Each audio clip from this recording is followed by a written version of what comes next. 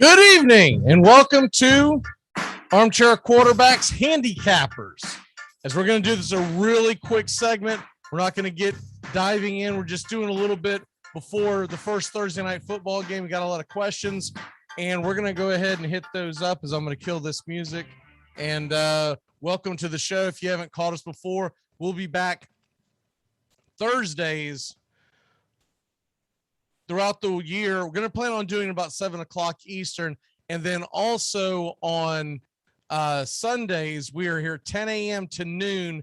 And we do this every single Sunday, 10 a.m. to noon. We focus on fantasy football and we focus on betting advice. That's it. That is it. We don't do anything else. We don't dive into all the, heartwarming stories of this team and that team in our kickoff shows. We know you want to make money and away we go. All right, so let's go ahead and dive into the first couple of things. If you have any questions, you can hit me up on the YouTube chat. I will answer them.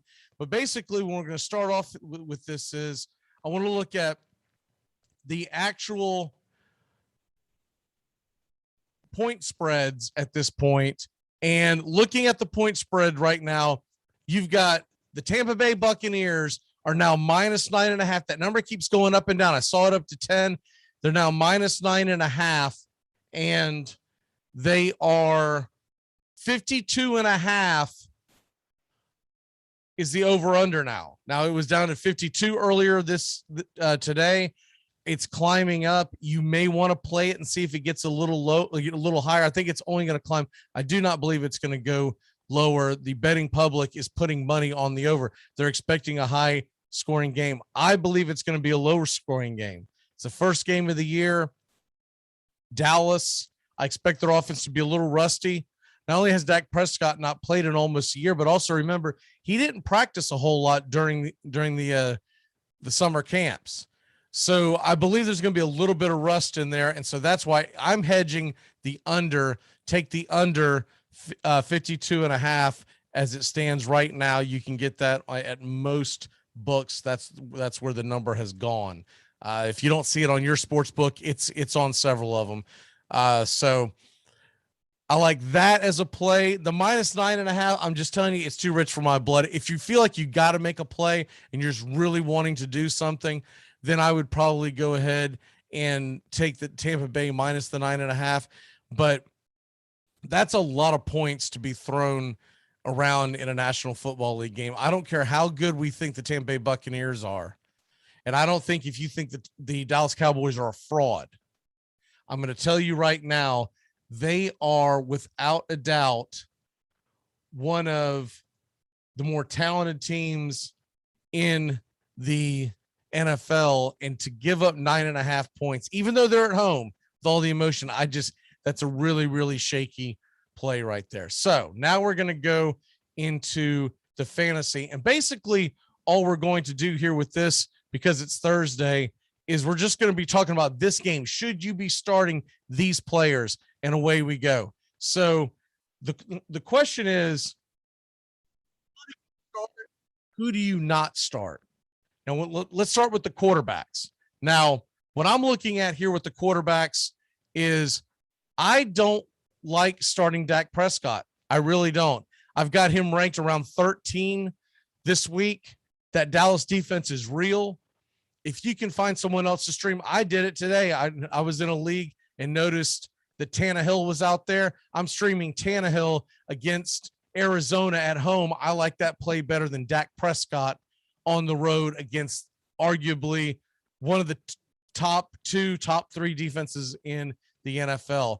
And you got to look at Tannehill. Most people have him around top 10. He's available in a lot of leagues. All right, Tom Brady, he is a good play. Now, normally he's not a good play in fantasy, but that Dallas defense gave up big chunks of yardage last year. I've got him ranked number 6 in my fantasy week 1 for quarterbacks. And so I say you do start him. Now, the next guy you're going to ask about is, of course, Ezekiel Elliott. Do I start Ezekiel Elliott? You don't draft Ezekiel Elliott in the first round and not start him. You just got to realize he may not have a big game. I seriously doubt you have better options to have 2 other running backs that are better than Ezekiel Elliott. Not to mention most leagues have a flex, so you got to start Zeke. Now, as far as the running backs for Tampa go. Now, look, Zeke is not even in my top 10 this week, but he does get a start. As far as the other running backs go, that's kind of a crapshoot. And if you've got better options, and I would think you would, I'm holding off a week to see what it looks like. Is it Ronald Jones Jr.? Is it Fournette? Or is it the guy that I think in full point PPR, in a full point PPR deeper league? I think Giovanni Bernard might be a good play, but rolling that out there the first week, I would be very hesitant. Let's go to the receivers. A lot of talented receivers right now, and they are, when you look at CeeDee Lamb and you look at Amari Cooper, those are two really good receivers. If you drafted them, you probably drafted them as your wide receiver one, maybe even your wide receiver two. You have a hard time benching those guys. Same thing with Godwin. Same thing with Evans. I think you got to start them. But if you've got the Dallas wide receivers, just don't expect big things. Make sure you put them in your receiver so you have an ability to play around with the flex later on this weekend. That's a big tip right there with fantasy football. If you're new to it, make sure your guys that you're putting in on Thursday night are not going on your flex, unless you're just, for some reason, you have to do it that way. But you always want flexibility. You don't want to play your flexes until you have to because of kickoffs and injuries, etc. Not really a factor today, but it is a factor going forward. So look, if you got your receivers, you got to put them in. Now, as far as the tight ends, right now, what I'm looking at here, if you're in a desperate situation, you might put Gronk in, but he's ranked around 15th for me right now. And as far as the Dallas tight end situation, I don't like any of them until I see it play out. We don't know who the favorite's going to be on that. And as far as the defenses go, if you drafted Tampa Bay's defense, you're probably starting them, but I am not starting Dallas' defense. I'm not starting Dallas' defense in any way, shape, or form. They're not even on any of my rosters. But if you did get stuck with them, I'm trying to stream something. If you're looking for a good stream right now, if you're looking for a really good stream for defenses this weekend, you're like, man, I did not get a good defense. Look at the New York Giants. They're at home against Denver. That should be a low scoring ball game. You like that one. And then I'll throw one else out there. If you're in a desperate situation and you're like, okay, what in the hell do I do? I've backed myself in a corner. Take a look at the Carolina Panthers. They were not drafted very high. They're at home against the Jets, and I've got them inside my top 15. We're going to go ahead and get out of here. Just want to do a real quick one. We'll do this on Thursday nights when we can do this. Most Thursdays, I believe we'll be able to.